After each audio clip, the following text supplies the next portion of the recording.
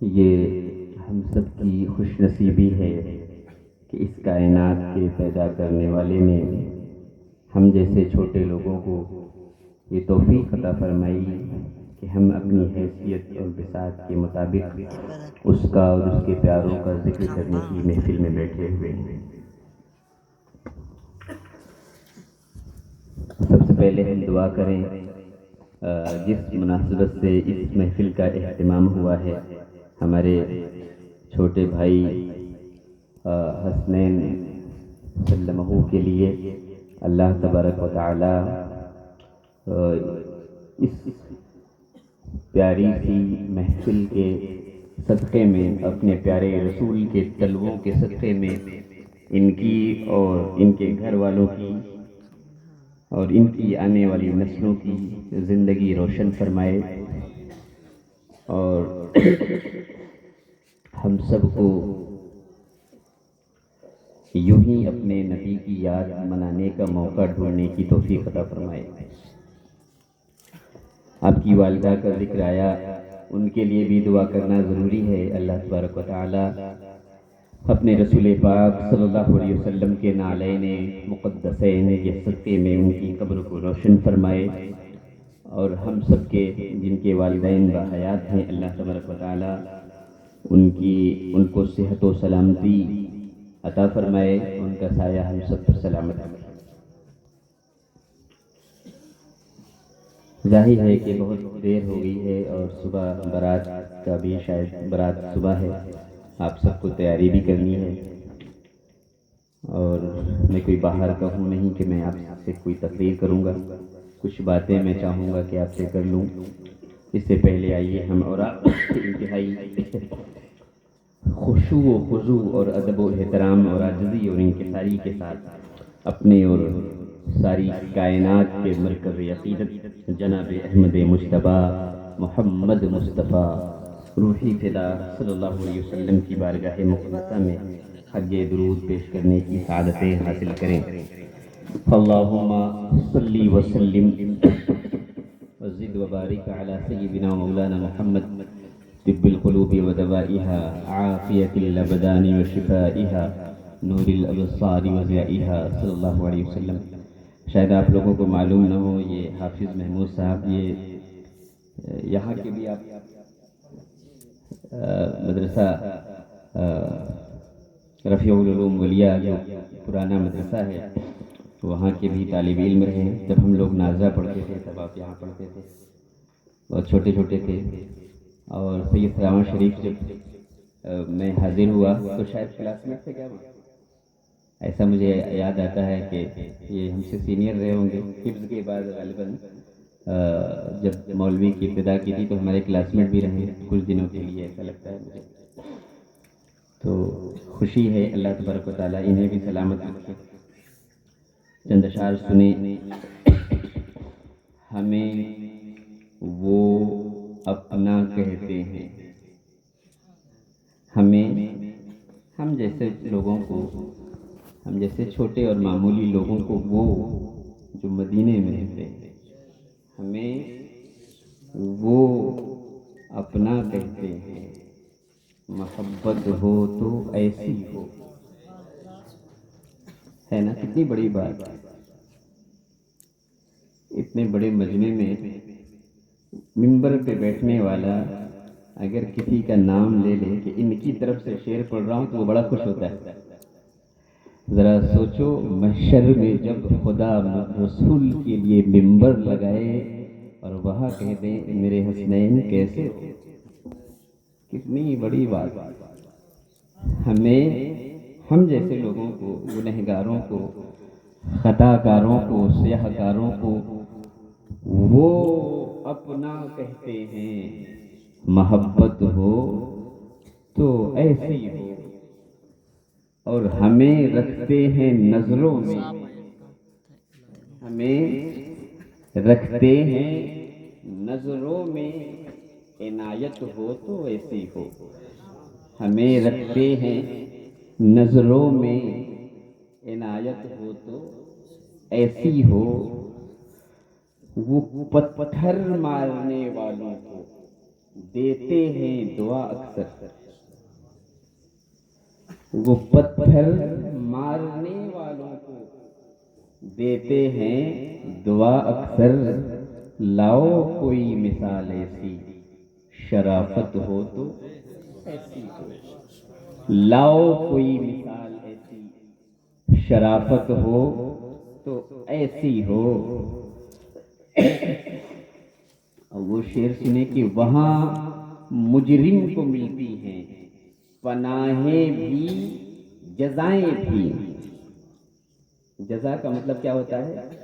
صلہ، اجرت، مزدوری۔ تو مجرم تو ویسے بھگ کے جا رہا ہوتا ہے نا، اگر کسی ایسی جگہ جائے جہاں اس کو پناہ بھی مل جائے اور چند پیسے بھی مل جائیں۔ وہ الحضرت کا بڑا مشہور مصرع ہے، قرض لیتی ہے کیا ہے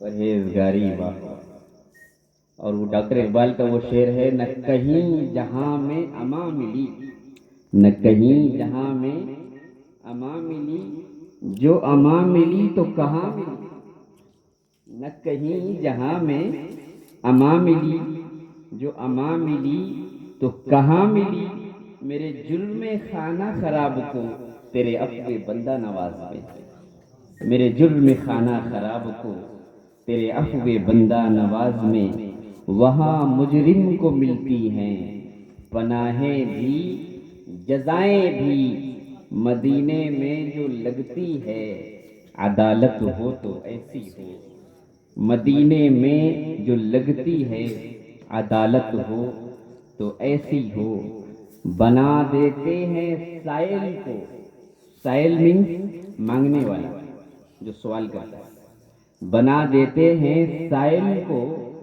سکندر وہ زمانے کا، بنا دیتے ہیں سکندر بہت بڑا بادشاہ تھا، اتنا بڑا بادشاہ تھا جن 4 لوگوں نے پوری دنیا پر حکومت کی ہے، زمین کی 1 انچ پر، اس میں سکندر کہاں جب رسول کی بارگاہ میں آیا تھا تو کھانے کے لیے مانگ رہا تھا، اور مانگنے کے بعد حالت یہ ہے کہ اب سکندر بن گیا۔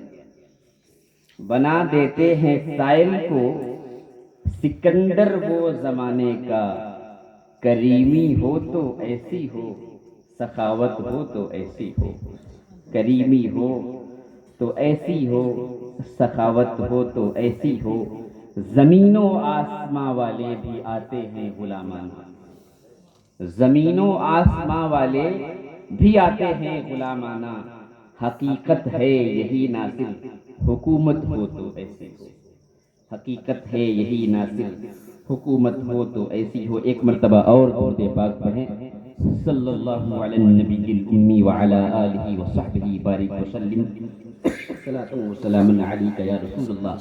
قرآن کریم کی ایک آیت ہے، وَمِنْ آیَاتِهِ، آیت کہتے ہیں نشانی، جیسے آپ کہتے ہیں نا قرآن شریف کی آیت ہے، آیت کا مطلب کیا ہوتا ہے؟ سورج کی نشانی۔ تو جو قرآن کی آیت بولتے ہیں یہ نشانی کس کی ہے؟ اللہ کی۔ یہ آسمان کس کی نشانی ہے؟ آسمان، زمین، چاند، سورج، یہ سب آیتیں ہیں، یہ سب کس کی نشانیاں ہیں؟ اللہ کی۔ بات سمجھ میں آئی؟ یہ جو میاں بیوی کا رشتہ ہوتا ہے، اللہ تبارک و تعالیٰ نے یہ صرف قرآن شریف کی آیت نہیں، ایسا نہیں کہ صرف وہی آیت ہے، میاں بیوی کا رشتہ جو ہوتا ہے اسے بھی اللہ نے قرآن میں اپنی نشانی سے تعبیر کیا۔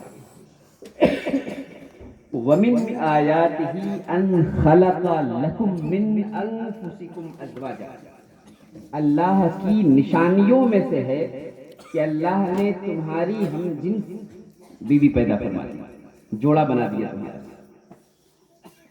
وَجَعَلَ بَيْنَكُمْ مَوَدَّةً وَرَحْمَةً، اور پھر اللہ تبارک و تعالیٰ نے، لڑکی کسی گھر میں پیدا ہوتی ہے، لڑکا کسی گھر میں پیدا ہوتا ہے، اس گھر کا ماحول بالکل الگ ہوتا ہے، جس گھر میں لڑکی جا رہی ہوتی ہے اس گھر کا ماحول بالکل الگ ہوتا ہے، وہ ماں باپ بالکل الگ اپ برنگنگ دیتے ہیں، نشو و نما الگ انداز سے کرتے ہیں، لڑکے کے گھر کا ماحول بالکل الگ ہوتا ہے۔ یہ اللہ کی نشانی ہی تو ہے کہ ایک الگ الگ ماحول میں پیدا ہونے والے، الگ الگ ماں باپ کی تربیت میں رہنے والے، الگ الگ کنڈیشنز میں پرورش پانے والے لوگ اللہ کا نام لے کر کے جب امام صاحب، عالم صاحب، پیر صاحب نکاح کا فرض انجام دیتے ہیں، اس کے بعد ان دونوں میں ایسی محبت پیدا ہو جاتی ہے کہ قیامت تک ایک نئے خاندان کی شروعات ہو جاتی ہے۔ یہ اللہ کی نشانیوں میں سے۔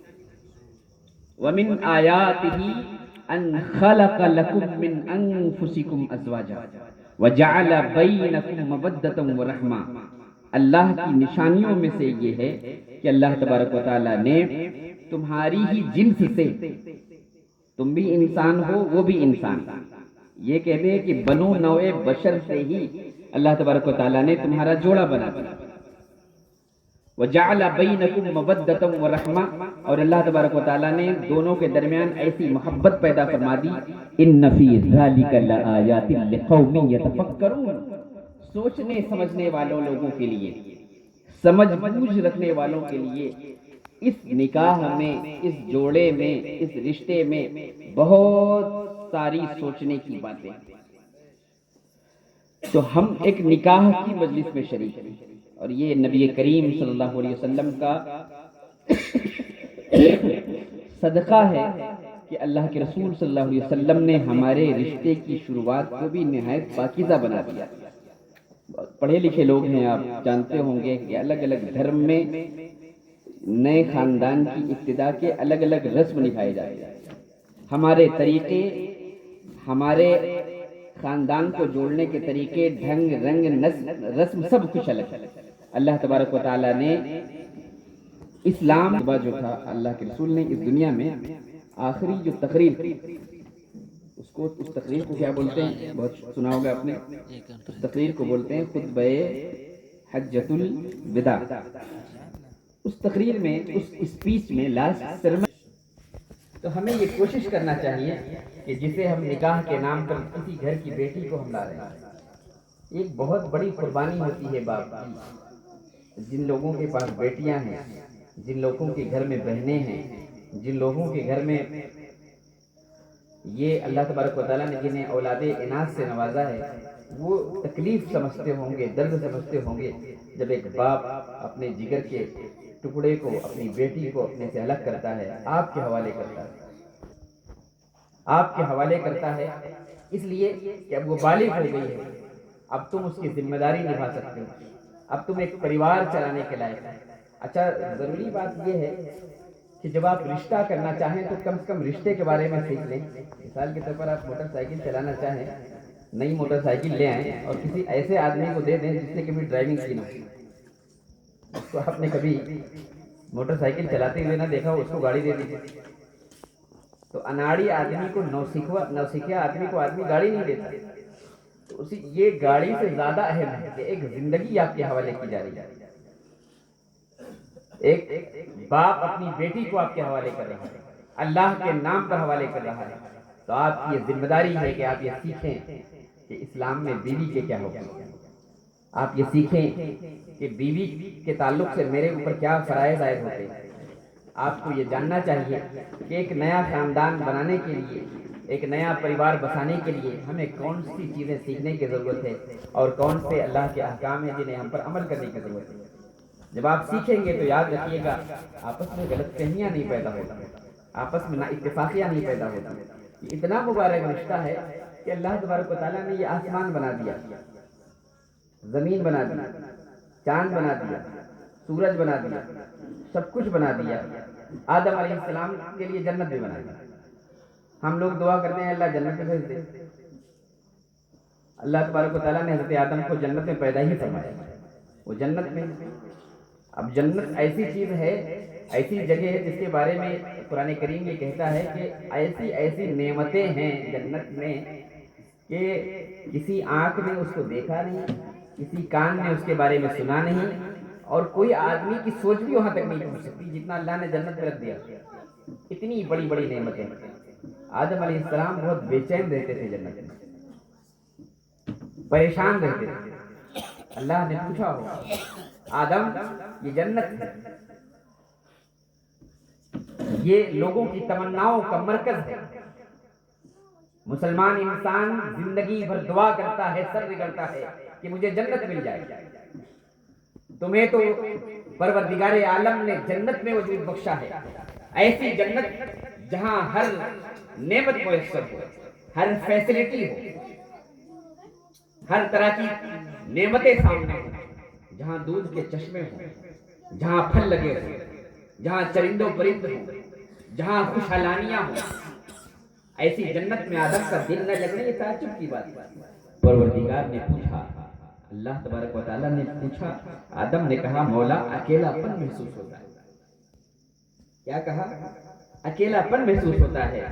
اللہ نے آدم کی بے چینی اور اکیلے پن کو دور کرنے کے لیے ان کی ساتھی حوا کو پیدا کیا۔ یہ اس لحاظ سے دیکھیے حضرت حوا کون تھی؟ حضرت حوا ہم سب کی ماں ہے نا، ہم سب ایک باپ اور ایک ماں کی اولاد ہیں، اس لیے برادری ہم سب کی ایک، ہم سب ایک بھائی ہیں۔ کس کی اولاد سے ہیں؟ آدم ہمارے باپ ہیں، حوا ہماری اماں ہیں۔ تو اس کا یہ مطلب ہوا کہ اس دنیا میں سب سے پہلے میاں بیوی کا جوڑا کون سا تھا؟ حضرت آدم کا اور حضرت حوا کا۔ اللہ تبارک و تعالیٰ کی ربوبیت اور اس کی الوہیت کے بعد اس رشتے کے نام پہ اگر اس دنیا میں سب سے پہلا کوئی وجود آیا ہے اس دنیا میں تو میاں بیوی کا رشتہ۔ نہ ماں کا رشتہ، نہ باپ کا رشتہ، نہ بیٹے کا رشتہ، نہ بھائی کا رشتہ، کوئی رشتہ پہلے نہیں بنا۔ آپ سے ہمیشہ سوال ہوتا ہے مرغی پہلے کہ انڈا پہلے؟ تو آپ جواب دے سکتے ہیں نا، اماں پہلے تھی کہ ابا پہلے تھے کہ یہ پہلے تھے یہ پہلے تھے؟ آپ بتائیے گا۔ اللہ تبارک و تعالیٰ نے سب سے پہلا رشتہ جو بنایا وہ کون سا رشتہ بنایا؟ آدم علیہ السلام کا رشتہ بنایا۔ اور کس لیے بنایا؟ اس لیے کہ اگر عورت نہ ہو تو انسان جنت میں بھی نہیں رہ سکتا ہے۔ رہ سکتا ہے؟ عورت نہ ہو تو انسان کا دل جنت میں بھی نہیں لگ سکتا۔ وہ اقبال کا ایک شعر ہے نا، وجود رنگ سے ہے تصویر کائنات میں رنگ۔ یہ جو دنیا میں رنگینیاں ہیں، یہ جو دنیا میں حسن ہے، یہ جو دنیا میں خوبیاں ہیں، یہ سب کس کی وجہ سے ہے؟ عورتوں کی وجہ سے۔ عورت نہ ہوتی جنت ایک طرف، لیکن عورت نہیں تھی، بیوی نہیں تھی تو جنت کی نعمتیں آدم کو نہیں چھین گئی۔ اللہ تبارک و تعالیٰ نے آدم علیہ السلام کو پیدا فرمایا، آدم علیہ السلام کی زوجیت میں کے لیے سیدتنا ام الناس، ام الدنیا سیدتنا حوا علیہ السلام کو پیدا فرمایا۔ تو یہ سب سے پہلا رشتہ تھا اور نشانی بتائی کہ دیکھو میں نے سب کچھ پیدا فرما دیا، سب کچھ پیدا فرما دیا۔ صرف عورت نہیں پیدا فرمائی تھی، زمین بھی بے رونق لگ رہی تھی، آسمان بھی بے رونق لگ رہا تھا۔ سورج بہت خوبصورت ہے لیکن اس میں کوئی دلکشی نہیں، چاند بہت اچھا لگتا ہے اس میں لیکن کوئی جاذبیت نہیں، یہ زمین بہت کشادہ ہے لیکن اس میں کوئی حسن نہیں تھا۔ اللہ نے عورت کو پیدا فرما دیا، یہ دنیا میں رونق آ گئی، دنیا میں ایک حسن و جمال آ گیا۔ لیکن ہماری پریشانی جانتے ہیں کیا ہے؟ ہماری پریشانی یہ ہے، اچھا اس میں یہاں سے لے کر کے وہاں تک کوئی آدمی اینٹا پتھر سے بنا ہے، پہاڑ سے نکلا ہے، سب کو کسی نہ کسی عورت نے پیدا کیا، سب کو کسی نہ کسی عورت نے پیدا کیا۔ لیکن ایک شرم کی بات ہم مردوں کے لیے یہ ہے کہ ہمارے سماج میں جتنی گالیاں بنی ہیں، جتنی گالیاں بنی ہیں وہ سب عورتوں کے نام ہے۔ شرم کی بات بتائیے، کوئی اچھی بات ہے؟ وہ عورت جس نے ہم سب کو جنم دیا، وہ عورت جس کے بغیر جنت میں آدم ادھورا پن محسوس کرے، وہ عورت جس کے بغیر آدم کو جنت کی نعمتیں نہ اچھی لگے، اس محسن ہماری محسن ہے، جس نے ہمیں وجود بخشا ہے، جس نے ہمیں پیدا کیا ہے، جس نے ہمیں اس دنیا میں ہمارے آنے کا جو سبب بنی ہے، ہم گالیاں کس کے نام سے دیتے ہیں؟ تو یہ مردانگی کی بات ہے، ماں کی گالی، بہن کی گالی، بیٹی کی گالی، تو اس سے توبہ کرنا چاہیے۔ وہ گھر کتنا خراب لگتا ہے اور وہ باپ دنیا میں کتنا بے بس رہتا ہے۔ دیکھیے گھر میں اگر کسی کے پاس بیٹی نہیں تھی، 10 بیٹے ہوتے، اس باپ کو سکون کبھی نہیں ملتا۔ اچھا لگتا ہے جس کے گھر میں بیٹی ہی نہ ہو، وہ کہتا ہے کہ بیٹی تو گھر کی رحمت ہے، اور ہندو دھرم میں کہا جاتا ہے کہ لکشمی آئی ہے، کیا بولتے ہیں؟ لکشمی آئی ہے، اور ہمارے یہاں کیا بولتے ہیں؟ رحمت آئی ہے۔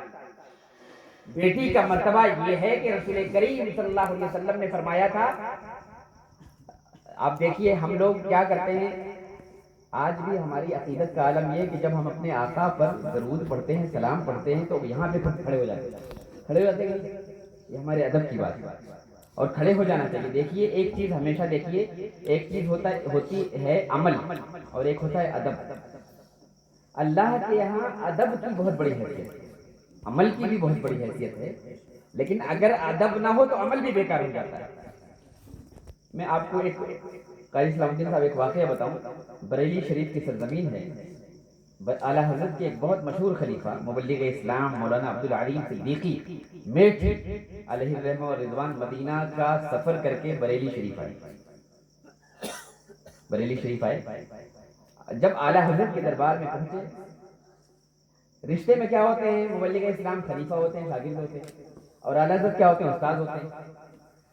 لیکن جب وہاں پہنچے اعلیٰ حضرت کے شاگرد، اعلیٰ حضرت اپنے استاد کی بارگاہ میں پہنچے، مبلغ اسلام اعلیٰ حضرت کی بارگاہ میں، تو اعلیٰ حضرت کھڑے ہو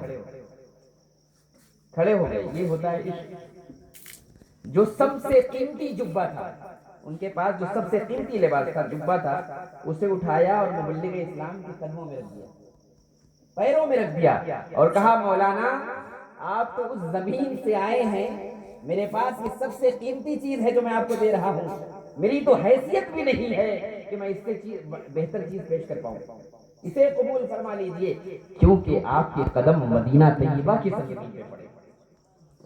ہم تو ادب کرنے والے لوگ ہیں۔ اچھا میں ایک چیز ابھی نوٹس کر رہا تھا، جب کوئی نعت پڑھتا ہے تو آپ لوگ ایسے ایسے نظرانہ دیتے ہیں، یہ بتائیے یہ اچھی بات ہے؟ اچھی بات ہے، یہ ایسے دینا چاہیے۔ نذرانہ کسے کہتے ہیں؟ ایک ہوتا ہے نچھاور کرنا، ایک ہوتا ہے نذرانہ۔ نذرانہ کہتے ہیں نذر کرنا، پیش کرنا، ایسے دیا کریے۔ تو یہ جانتے ہیں، ان کے لیے نہیں، ان کے لیے جن کی نعتیں آپ سنتے ہیں۔ کن کی نعتیں سن رہے ہیں؟ آقا کی نعتیں سن رہے ہیں۔ اس وقت یہ جب نعت پڑھ رہے ہیں تو یہ منبر رسول پہ حضرت حسان کی جگہ بیٹھے ہوئے، اس کی جگہ، اور جب حسان نعت سناتے تو اونچائی پہ، اونچے منبر پہ حسان بیٹھتے، رسول سامنے بیٹھتے اور کہتے اللہم اید الحسان بروح القدس، اے اللہ جبریل کو بھیج حسان کی مدد فرما دے۔ تو پیارے یہ ہمارے ادب کا طریقہ ہے۔ کیا طریقہ ہے؟ ادب کا طریقہ ہے۔ ہمیں کیا کرنا چاہیے؟ ادب و لحاظ رکھنا چاہیے، احترام کرنا چاہیے۔ تو آقا کریم صلی اللہ علیہ وسلم کا صدقہ ہے کہ آج بھی عورتوں کی عزت، عورتوں کا احترام ہے۔ آپ دیکھیے ہم ہمیشہ آقا کے لیے کھڑے ہوتے ہیں۔ جب صحابہ کرام اللہ کے رسول کے دربار میں جاتے تھے تو جانتے ہیں کیا کہتے تھے؟ فدا کا ابی و امی یا رسول اللہ۔ کیا کہتے تھے؟ پڑھیے اس کو، فدا کا ابی و امی یا رسول اللہ۔ اس کا ترجمہ ہوتا ہے اے اللہ کے رسول، اے ہمارے آقا، آپ پر میرے ماں باپ قربان ہو جائیں۔ کیا مطلب ہوتا ہے اس کا؟ جب بھی رسول اللہ کی بارگاہ میں جاتے تھے صحابہ کرام تو کہتے تھے فدا کا ابی و امی یا رسول اللہ، میرے آقا آپ پر ہمارے ماں باپ قربان ہو جائیں۔ یہ صحابہ کا معمول تھا، لیکن جب سیدہ فاطمہ بارگاہ رسول میں حاضر ہوتی تو رسول خود کھڑے ہو جاتے اور فرمایا کرتے تھے فدا کے ابی و امی یا فاطمہ، اے فاطمہ تجھ پر میرے ماں باپ قربان ہو جائیں۔ یہ ہے بیٹی کا مرتبہ۔ سارے صحابہ رسول کے لیے کھڑے ہوں، رسول پر اپنے ماں باپ قربان کریں، اور وہ رسول اپنی بیٹی فاطمہ کے لیے کھڑا ہو جائے اور اس پر اپنے ماں باپ قربان کریں۔ تو اس بیٹی کے نام پہ تم گالی دو گے؟ بتائیے، اس بیٹی کے نام پہ گالیاں بناؤ گے؟ ہمارے بچے ہم سے اسلام نہیں سیکھ سکتے، گالیاں سیکھتے۔ اپنے بچے اپنے باپ سے اسلام کی کوئی بات نہیں سیکھی، کیا سیکھی؟ بہنی کی، بٹیا کی، ماں کی، ہم نے یہ گالیاں سیکھی۔ اگر غور سے آپ کبھی سوچیں تو آپ کو شرم کی وجہ سے مر جانا چاہیے کہ اتنے پاکیزہ رشتوں کے نام سے ہم نے گالیاں بنائی۔ بیٹی جو انسان کے جگر کا ٹکڑا ہوتی ہے، ہم اس کے نام سے گالیاں دیتے ہیں۔ بہن جو اپنے بازوؤں کا سہارا ہوتی ہے ہم اس کے نام سے گالیاں بناتے ہیں. ماں ہر گھر میں جس کا سمان ہے, ماں کے جیسا کوئی نہیں. تم سب دعا کرتے ہو, تم سب دعا کرتے ہو, اے پروردگار, اے میرے پروردگار مجھے جنت عطا فرما دے, مجھے جنت عطا کر دے. لیکن جانتے ہو ہم سب کے پیغمبر آقا صلی اللہ علیہ وسلم نے فرمایا الجنت تحت اقدام الامہات. تم جنت کی, جس جنت کو پانے کی دعا کرتے ہو نا, وہ جنت تمہاری ماں کے قدم کے نیچے رکھ دی گئی. تو ماں کے نام پہ گالیاں بناتے ہو. ایک شخص بارگاہ رسول میں حاضر ہوا, کہا یا رسول اللہ, مکہ مکرمہ کی سخت گرمی ہے, سورج اپنے پورے شباب پر ہے, میری ماں بستر پر لیٹی ہوئی ہے, میرے آقا میری ماں نہ چل سکتی ہے نہ پھر سکتی ہے, اگر کسی سواری کی پیٹھ پر بیٹھا دو تو اس پر بیٹھ بھی نہیں سکتی. میرے آقا میں نے اپنی اس ضعیف ماں کو اپنے کاندھے پر بٹھایا اور ننگے پاؤں کعبے کا 7 چکر طواف کیا, 7 چکر گھمایا. میرے آقا اگر پاؤں کی جگہ کچا گوشت کو زمین پہ رکھ دیا جاتا تو یا رسول اللہ جل جاتا, بھن جاتا. لیکن میں نے اپنی ماں کا احسان اتارنے کے لیے, اپنی ماں کا قرض ادا کرنے کے لیے میں نے 7 چکر کعبے کا طواف کیا. میرے آقا کیا ماں کا حق ادا ہو گیا؟ کیا میں نے اپنی ماں کا حق جو قرض تھا, احسان تھا, میں نے چکا دیا؟ اچھا ہمارے یہاں ایک بہت معلوم نہیں یہاں چلتی ہے نہیں چلتی, مجھے بہت زیادہ معلوم نہیں ہے, بہت ساری جگہ چلتی ہے دودھ بخشوانا. ایسا یہاں پہ بھی ہے کیا؟ یہ اسلام میں ایسا کچھ نہیں ہوتا, بخشا ہی نہیں جا سکتا. یہ ماں کا فرض ہے کہ دودھ پلائے, اولاد اس دودھ کے قطرے کا حق ادا نہیں کر سکتا. یہ دودھ بخشوانے نام کی کوئی چیز نہیں ہوتی. صحابی نے عرض کیا یا رسول اللہ کیا میں نے اپنی ماں کا حق ادا کر دیا؟ پیارے آقا صلی اللہ علیہ وسلم نے فرمایا تمہاری پیدائش کے وقت تمہاری ماں کو جو تکلیفیں, جو اذیتیں, جو مشقتیں اور جو مصیبتیں برداشت کرنی پڑی تھی نا, اس مصیبت کے لمحے کے ایک لمحے کا حق تم نے ادا نہیں کیا. تمہیں پیدا کرنے کے لیے عورت پیٹ چاک کرواتی ہے, تمہیں پیدا کرنے کے لیے اس دنیا میں عورت اپنی زندگی کو داؤں پر لگاتی ہے. ہوتا ہے نہیں آج کے زمانے میں, سمجھ میں آتا ہے کہ نہیں؟ جب بچے کی پیدائش ہوتی ہے تو خود اس کی زندگی خطرے میں پڑ جاتی ہے. کبھی نجاست اس کے بدن میں رہ جاتی ہے, کبھی گندا پانی اس کے بدن میں رہ جاتا ہے, کبھی پوائزن پھیل جاتا ہے تاکہ ایک بچہ پیدا ہو اور اس بچے سے میرے شوہر کا خاندان چلے. کتنی شرم کی بات ہے جب وہ بچہ بڑا ہوتا ہے تو جس ماں نے اپنی زندگی داؤں پر لگا کر کے اس بچے کو نئی زندگی دی ہے وہ بچہ گالیاں سیکھتا ہے اسی ماں کے نام. ہم اس ماں کے نام کی گالیاں دیتے ہیں. پیارے ہمیں شرم سے مر جانا چاہیے, توبہ کرنا چاہیے اس بات پر کہ ہم نہ خود گالیاں کسی کی ماں کے نام, ماں اپنی ہو یا بیگانی, اپنی ماں ہو یا دشمن کی ماں, اپنی ماں ہو یا پڑوسی کی ماں ہو, ماں تو ماں ہوتی ہے. ماں کا مرتبہ سب سے بڑا, اتنا بڑا مرتبہ ہے, اتنا بڑا مرتبہ ہے کہ اللہ تبارک و تعالیٰ نے قرآن کریم میں اپنے بارے میں فرمایا وَقَضَىٰ رَبُّكَ أَلَّا تَعْبُدُوا إِلَّا إِيَّاهُ. تمہارے رب کا یہ ڈیسیژن ہے, تمہارے رب کا یہ فیصلہ ہے کہ عبادت صرف اللہ کی ہوگی. وَبِالْوَالِدَيْنِ إِحْسَانًا, اور اپنے والدین ماتا پتا کے ساتھ, اپنے ماں باپ کے ساتھ تمہیں اچھا سلوک کرنا ہے. پہلے فوراً اللہ کا حق, اس کے فوراً بعد ماں باپ کا مرتبہ. اللہ کے بعد سب سے بڑا مرتبہ کس کا ہوا؟ ماں باپ کا ہوا. اور جنت ان کی ہمارے قدموں کے نیچے ہے. اچھا حال یہ ہے کہ یہ ایسی ڈگری ہے, آپ کتنی بڑی بھی ڈگری لے لو, آپ عالم ہو جاؤ, حافظ ہو جاؤ, قاری ہو جاؤ, مفتی ہو جاؤ, محدث ہو جاؤ, کچھ بھی ہو جاؤ, یہاں تک کہ میں آپ سے عرض کر دوں کہ صحابی ہو جاؤ, پھر بھی ماں ماں ہوتی. اللہ کے رسول صلی اللہ علیہ وسلم کے زمانے میں ایک شخص تھا, جھانکے نہیں